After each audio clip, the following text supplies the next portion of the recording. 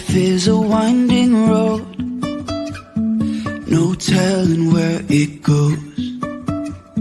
Driving through days and nights, won't stop for traffic lights. And I really wanna know if I'll ever figure out where the road goes. Even if I'm falling down, I will keep on searching for my highs. You can say I lost my mind, I will keep on holding my head high, even if the sky is falling down.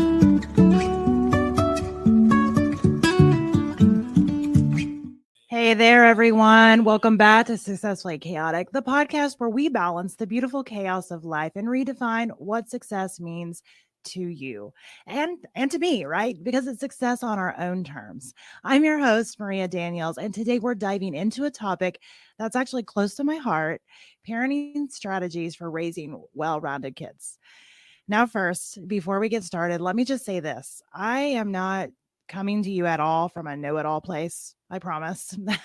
I am the mom of 7 kids, ranging in age from 25 to 7. My oldest is actually married now with 2 little girls, and my 15-year-old is on the spectrum. That's been a journey. And I've been a young mom. You know, I've made plenty of mistakes and I've learned along the way. And each of my kids are so different that I have learned that you cannot parent them all the same way. Plus, I've also realized that some things just really doesn't matter as much as we think they do, especially at the time. So let's get into some real practical tips for raising well-rounded kids. All right. First of all, tip number 1, and I'm saying this again from experience, embrace their uniqueness. You know, every child, like I mentioned a few minutes ago, is so different. And that's actually a beautiful thing.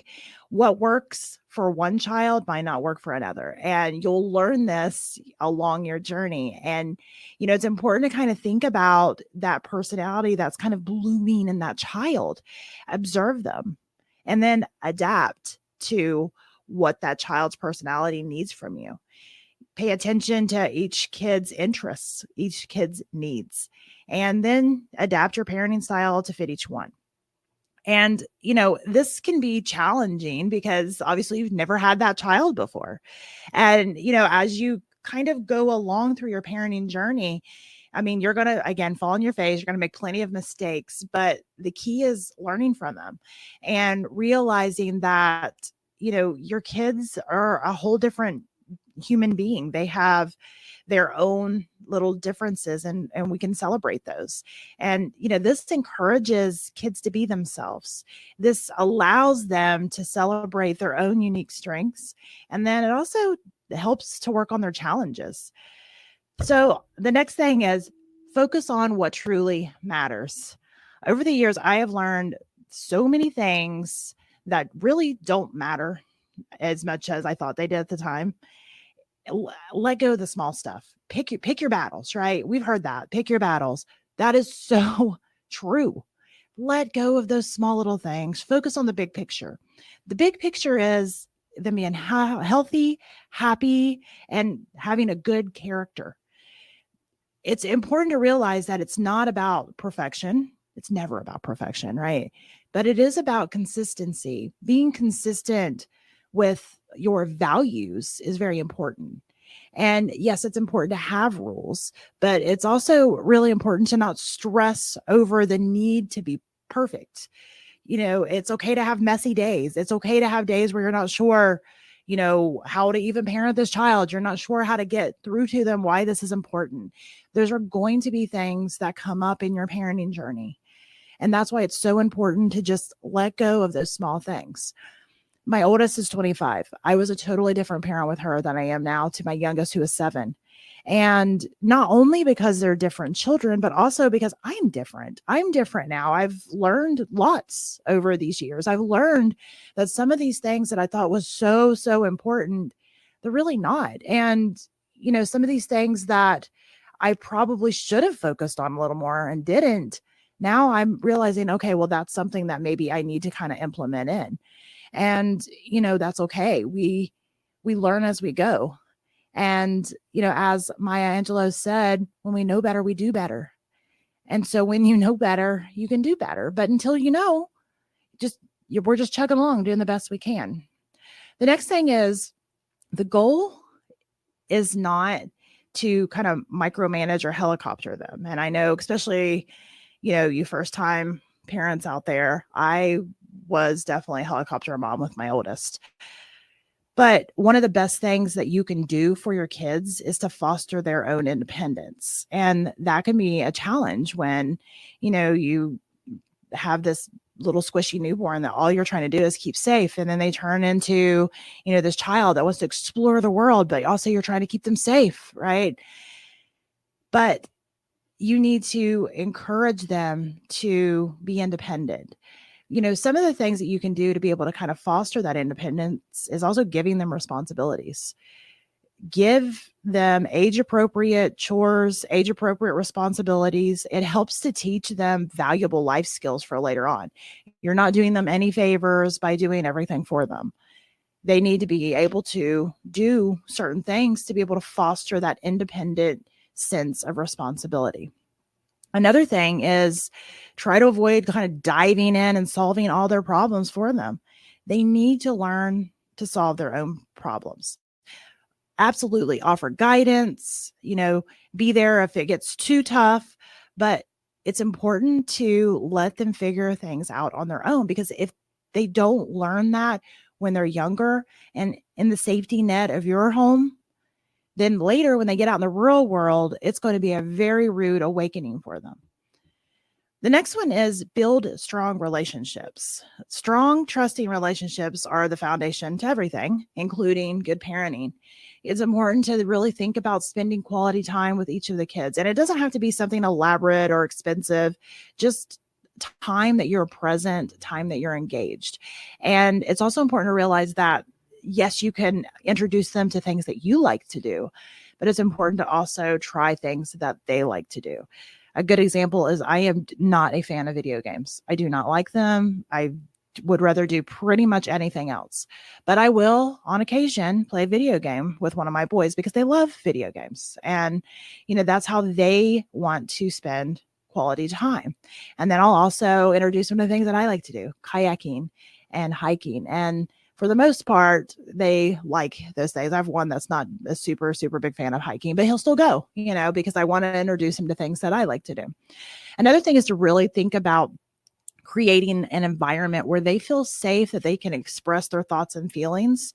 And that opens that line of communication and allows them to come to you if there's a problem, come to you if they have a struggle, come to you if there's something that they feel that they need. They feel comfortable enough that they're able to come to you and say, hey, mom, hey, dad, I want to talk. And it's important to listen during these times more than you talk. The next thing, and this is a biggie, is model the behavior that you want to see. I'm sure if you were raised in the same timeline that I was, back in the 80s and the 90s, you probably heard, do as I say, not as I do quite a bit. Well, that's not really the best, focus as far as getting good behavior. Kids learn a lot by watching us. They model the behavior that we do. So it doesn't matter what we're saying. If we're completely doing the polar opposite, they are going to pay attention to that. Model the behavior that you want to see in them. You want to show them respect. Again, that's another big one. Kids back in whenever I grew up, it was kind of the mentality that, grown-ups got respect, but kids were not respected. And it needs to be both. People should be respected. You should show kids respect because you want to model them showing other people respect. Treat them with respect and show them how to treat others with respect. Another thing is you want to demonstrate your own resilience. Another thing that parents tend to want to do is kind of hide every single problem from their kid. And yes, some problems they may not be ready for. Some of those are very, very adult problems. But you can't hide every single problem from them. Trust me, they notice more than you think they do. It's more important during those times to let them see how you handle challenges, how you handle setbacks. It's okay to show vulnerability. And it's so important that they can see how you can bounce back. It makes them be able to face those challenges a lot easier because they've watched mom or dad go through it already. And they watched you bounce back no matter what you went through. Stop hiding every single thing, every single problem, and thinking that we have to show up perfect all the time. When we model perfect behavior and we hide everything else from our kids, we are setting an unrealistic expectation that they have to try to be perfect, which is completely impossible to live up to. Show that you're vulnerable. Show that you're human. That's okay. It's okay to show that we're humans raising humans. All right. The next thing is encourage curiosity, encourage learning, help your kids develop this love of learning and curiosity just about the world around them. Think about what they love to do. Encourage hobbies and interests, again, even if they differ from what you like to do, because it's important that they start to develop this curiosity about the world and they're able to kind of start to bloom into the person that they are supposed to be. Another thing is provide a variety of opportunities for them to learn, books, trips, activities. Learning can happen everywhere, not just at school. And I do homeschool my kids and we, throw lots of stuff in there. You can turn almost anything into learning. If you're going on a hike, make it, a trip talking about, just that wooded area and the type of plants that grow there. And, or maybe find insects and you're talking about the insects, or, find a spider web and you're talking about that spider and how it, you know, captures its food or whatever. You can turn everything into a learning experience. And that allows them to realize that learning isn't just sitting at a desk and, staring at somebody talking, that it's about experiencing new things. It's about absorbing how something works that they didn't know before. Fostering that curiosity about learning is so huge for kids. Another thing is balance, guidance, and freedom. Again, finding that right balance between guidance and freedom is key because it can be scary. Again, you bring home that squishy little newborn, there's a lot of things that could hurt them. And it's scary. I know that 100%. It's even worse when they start driving and they're able to go do all these things and you're not there. You have to have clear rules and clear expectations. So set those boundaries, but give them the freedom to make choices within those boundaries. And they're going to screw up. That's part of it. But let them experience that natural consequence of screwing up, that natural consequence of their actions. It is a great way for them to learn responsibility. Again, it is much easier within the safety net of your own home. I see a lot of people, and I did this again with my older kids, trying to just keep them away from all trouble. And the problem is at some point in time, they're going to be, out of that nest. And if they already haven't had those little times where they've kind of stepped over those boundaries and, oops, shouldn't have done that. That kind of stung a little bit. It is a bigger problem when they become an adult that has not experienced that natural little bit of rebellion of crossing those boundaries. Give them the freedom to be able to go out, experience the world. And if they break a rule that you have set, allow them to experience the consequences of their actions. If you don't, they're not learning that responsibility, and that will bite them in the hiney later. This next one is huge. Self-care for yourself. Self-care for parents. Yes, parents, you need to be taking care of yourself. Parenting is a marathon. It is not a sprint. And so if you're not making time for your own self-care, making time for yourself, you're going to have a hard time showing up as the parent that you want to be. A well-rested, happy parent is more patient, more effective. So, again, with my older kids, I just burned the candle at both ends and somehow found some extra ends. And I was cranky and tired, and I did not always show up as my best self.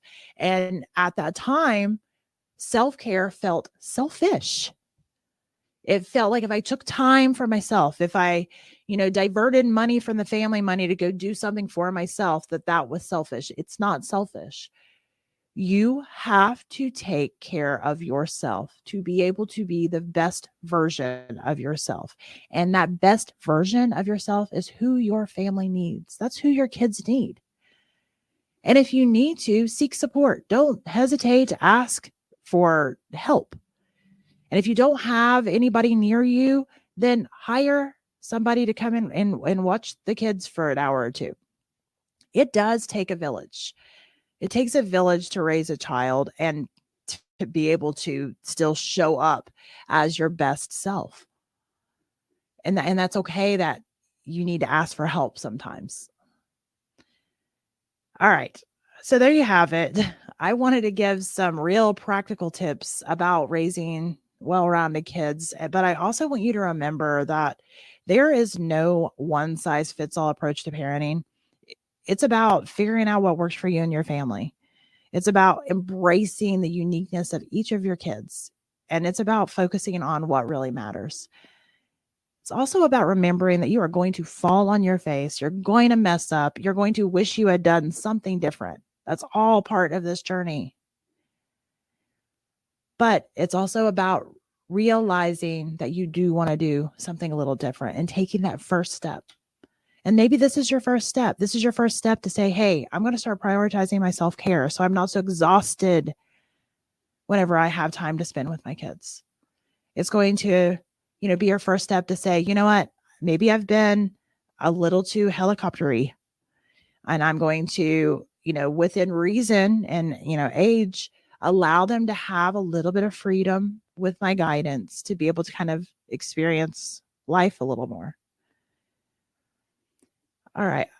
I want to thank you all for joining me today. This is always kind of a tough topic because, again, all kids are different. All parents are different. All of our values and our, likes and dislikes are all different. But we're all on this journey, and we're all doing the best that we can. And we're falling down and skinning our knees and standing back up and trying again because we love our kids so much. And that's what really kind of unites us. If you've enjoyed this episode, please subscribe and even leave a review. That would be amazing. And maybe share it with someone who might need a little bit of inspiration today, because we all have those days where we're like, I don't know what I'm doing. So until next time, just keep balancing, keep thriving, and keep being your amazing, authentic self.